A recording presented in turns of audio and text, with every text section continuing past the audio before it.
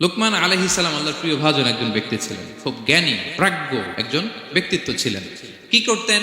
বেশিরভাগ তাফসীরে এসেছে তিনি মেষ পালক ছিলেন এবং তিনি দাস ছিলেন, মুক্ত জীবন তার ছিল না। তিনি একজন মনিবের আন্ডারে তার ছাগলগুলো মরুভূমিতে যেয়ে কি করতেন?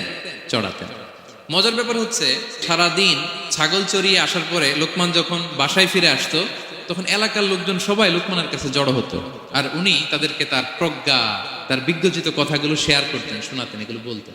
তো এগুলো দেখে লোকমানের মালিক অবাক, কিরে আমার কাছে এলাকার কেউ আসে না, কিন্তু আমার দাস দেখতে কুৎসিত কালো, এই লোকমানের কাছে সবাই এসে ঘিরে থাকে, কি ওর কাছে কি পায়, কি আছে ওর কাছে? তো শ্রোতাদের কয়েকজনকে ডেকে বললো ঘটনা কি। তো তারা বললো, আপনার দাস লোকমান, এটা সে সাধারণ কোনো মানুষ নয়, সে অসাধারণ মানুষ, সে এমন কথা বলে এগুলো শুনলে জীবন পাল্টে যায়। মালিক বলে, ঘটনা কি?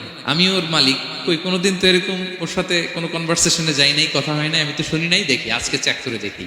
তো আজকে সন্ধ্যাবেলায় ফিরছে, উনি বলতেছি, ইয়া লোকমান, একটা ছাগল জবাই করো, এবার এই ছাগলের সবচেয়ে শ্রেষ্ঠ দুইটা অঙ্গ কেটে নিয়ে আসো, যাও। লোকমান যে ছাগল জবাই করে, ছাগলের জিহ্বাটা আর কলব, হার্ট, এই দুইটা কেটে নিয়ে আসে, বলতেছে এই দুইটা শ্রেষ্ঠ। মালিক আবার বললো, যাও আরেকটা জবাই করো, এবার সবচেয়ে নিকৃষ্ট দুইটা অঙ্গ ছাগলের কেটে নিয়ে আসো, যাও দেখি। সে আরেকটা ছাগল জবাই করে আবার জিহ্বা আর হার্ট কেটে নিয়ে আসছে, বলছে এই যে এটা সবচেয়ে নিকৃষ্ট। ঘটনা কি লোকমান? শ্রেষ্ঠ দুইটা অঙ্গ কাটতে বললাম, জিহ্বার কলিজা হৃদয় কেটে নিয়ে আসলাম, বললাম সবচেয়ে নিকৃষ্ট দুইটা অঙ্গ কাটো, আবার জিহ্বার এটা কেটে নিয়ে আসলাম। তো লোকমান বলতেছে, জিহ্বা আর হৃদয় যদি শ্রেষ্ঠ হয়, কল্ব যদি শ্রেষ্ঠ হয়, এর চেয়ে শ্রেষ্ঠ অঙ্গ আর হতে পারে না।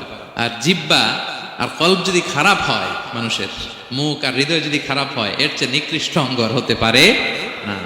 মালিক অবাক হয়ে গেল, বলছে তাই তো লোকমান, আসলেই তুমি অনেক প্রাজ্ঞ, অনেক বিজ্ঞ, যাও, তোমাকে আমি আর এই বন্দিত্বের মধ্যে আটকে রাখতে চাই না, তোমাকে আমি এই ভালো কথাগুলো গণমানুষের কাছে পৌঁছে দেওয়ার জন্য আজ থেকে তোমাকে লোকমান আমি আজাদ করে দিলাম।